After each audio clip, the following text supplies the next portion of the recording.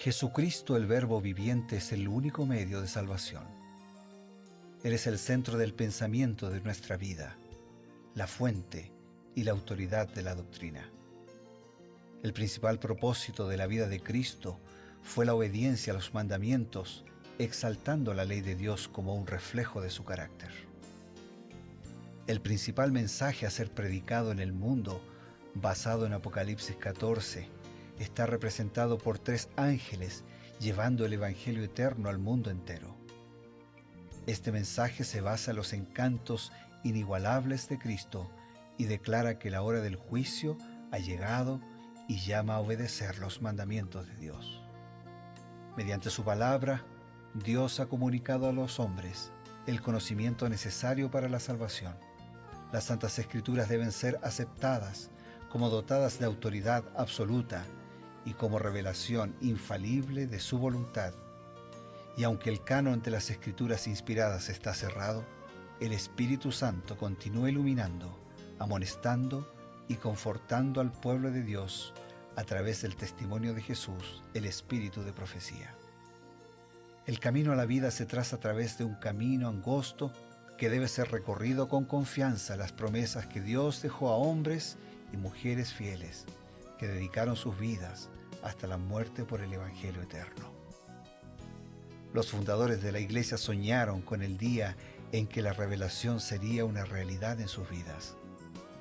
Miraron con los ojos de la fe a aquel día glorioso cuando finalmente la promesa sería cumplida en la venida magistral de Jesucristo a esta tierra para recompensar a cada uno según sea su obra.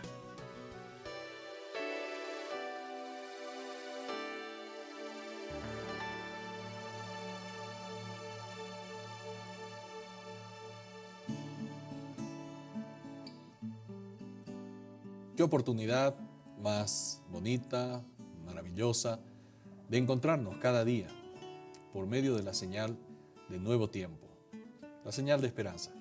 Esto es, creed en sus profetas. ¿Por qué decimos que es una oportunidad hermosa? Porque nos congregamos para estudiar los consejos de la palabra de Dios que son ampliados, profundizados por medio del espíritu de profecía. Este espíritu que guió a los profetas de la antigüedad y que llega hasta nuestros días en la persona de Elena White.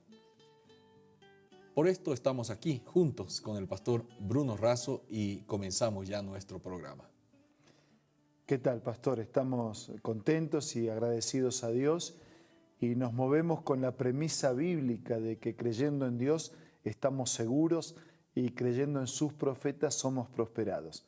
Y en nuestro interés de profundizar en el mensaje bíblico, hoy nos detenemos en Primera de Reyes capítulo 18 y en algunas lecciones puntuales destacadas en los comentarios de Elena de White en relación a este capítulo.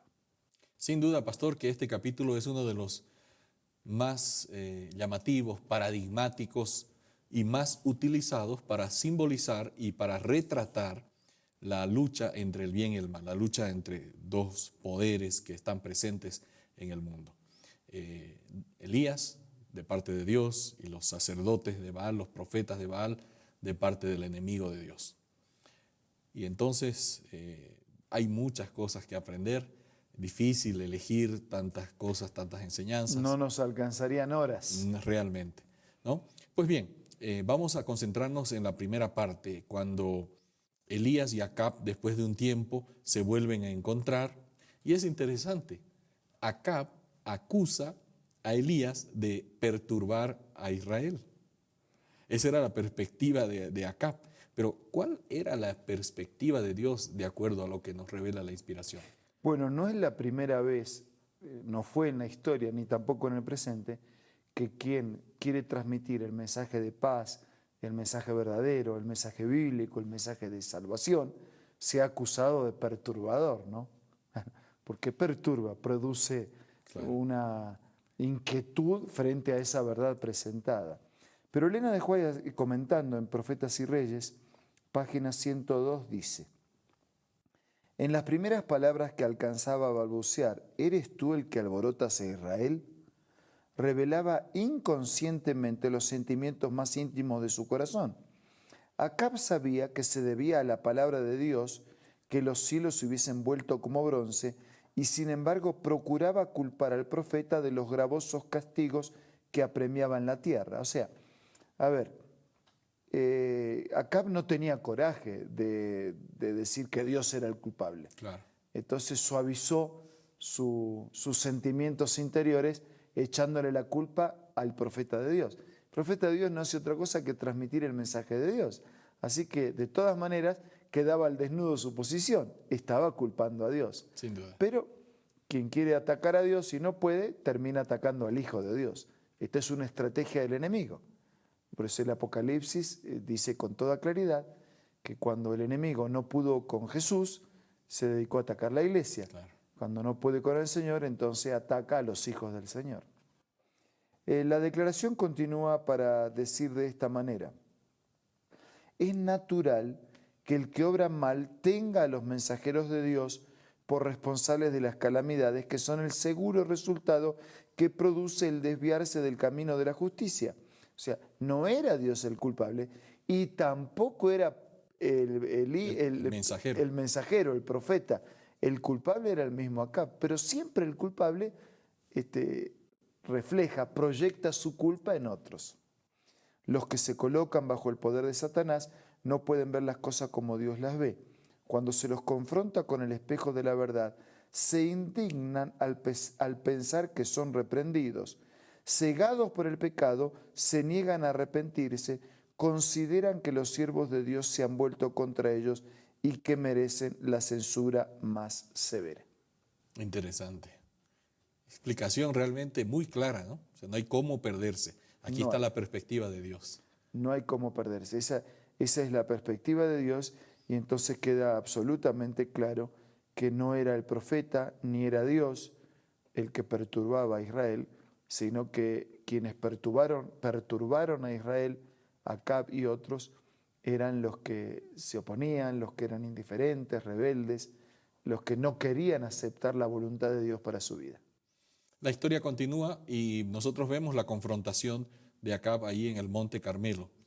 Podríamos extraer muchísimas lecciones, pero preferimos concentrarnos en la lección espiritual que se desprende de este episodio, que obtenemos los creyentes actuales de esa actuación de Elías en el Monte Carmelo. ¿Qué nos dice Elena White?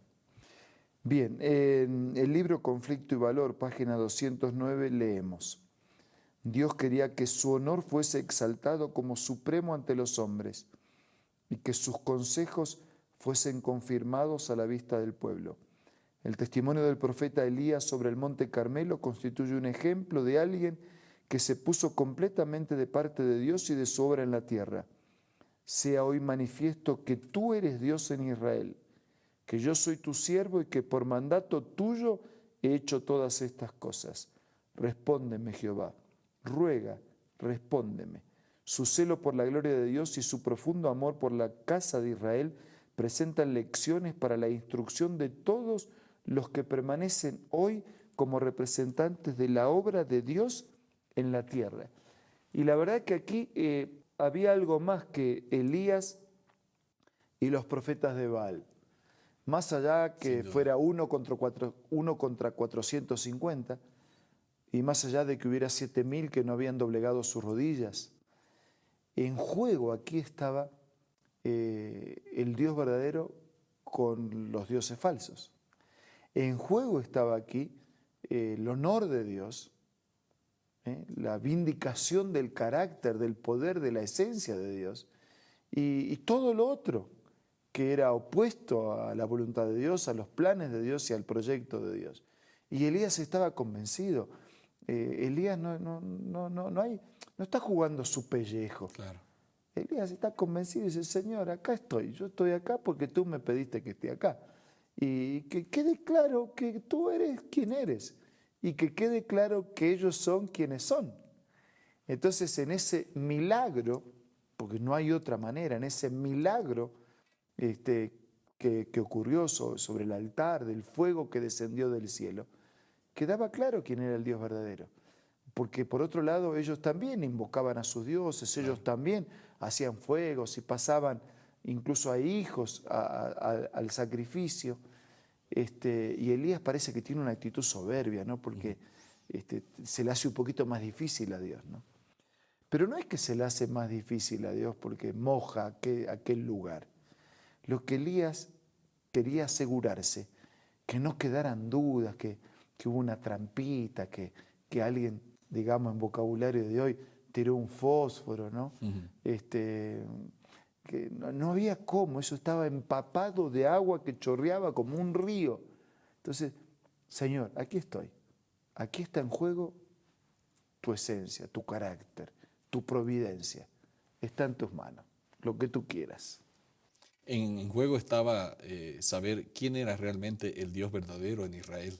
Habían aparecido muchos dioses por la acción de Jezabel, pero me gusta mucho esa parte de la oración de Elías cuando dice, sea hoy manifiesto que tú eres el único Dios en Israel, ¿no? Y por esa fe, esa confianza viene la respuesta de Dios. Claro, o sea, él no tenía miedo a su pellejo, pero estaba en juego su pellejo, porque si no había respuesta de Dios, él quedaba como un impostor. Claro.